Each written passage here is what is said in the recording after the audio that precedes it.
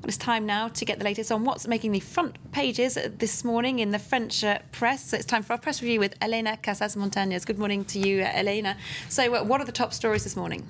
Good morning again, Catherine. Well, as you'd expect, really, that shooting in Belgium is on most of the front pages. There's one of these very dramatic pictures of people fleeing away from where those shots were happening on the front page of Le Parisien. The headline there is "Terror at the Christmas Market."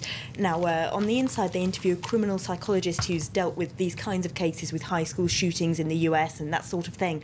But she says without knowing more about the motivations, more about the life of the killer, it's hard to analyse, really, why that might have happened. She says these people often have a sort of generalised rage against society, but without knowing more at the moment, there's not much analysis the papers can offer. Right, everyone's still trying to get a handle on what's actually happened. They're still reeling in shock. OK, now we're back here in France. A new development in this very complicated corruption case, another one. This one known as the KARACHI affair.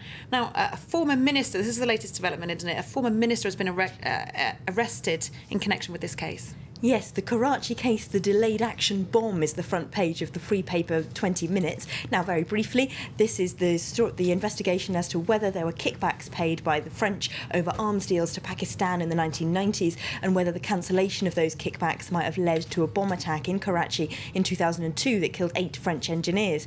Now, who's been arrested now? The former culture minister. That's because he was the advisor for the defence minister at the time when this happened, so the investigators hope he might know something about this. Now, this politically is important because it brings the case closer to former Prime Minister Edouard Balladur, who then ran for the presidency in 1995 and needs to explain where 10 million francs in cash that turned up in his campaign accounts came from, the suspicion being that they were from those kickbacks. And of course, that brings the case closer again to the man who was the spokesperson for his campaign, one Mr. Nicolas Sarkozy.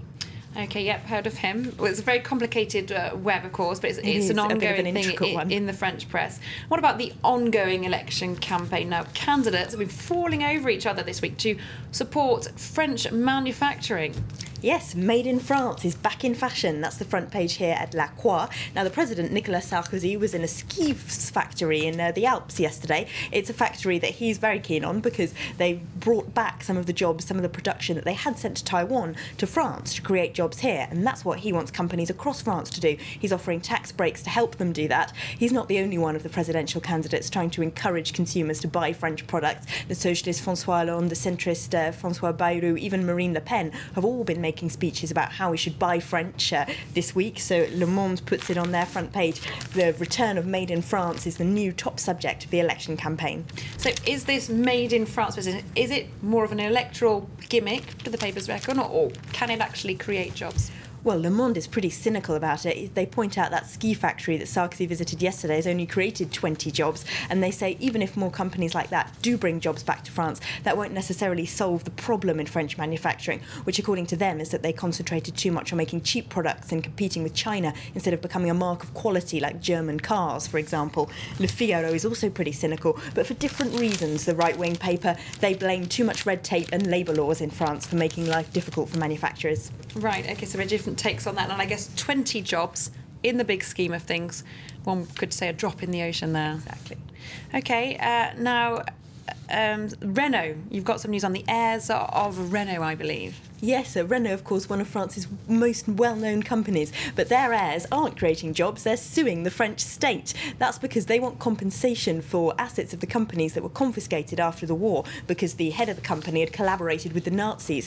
Now, they say they don't want money, they just want to save their reputation, but a historian interviewed by Le Parisien says that apparently Renault collaborated very over-enthusiastically by making tanks for the Nazis, so it's not really a chapter of their history you'd think they'd want to get in all the papers. Absolutely not. Coverage for them, probably not what they're looking for. Thanks very much indeed, Elena Casas Montanez there with our French press review here on France 24.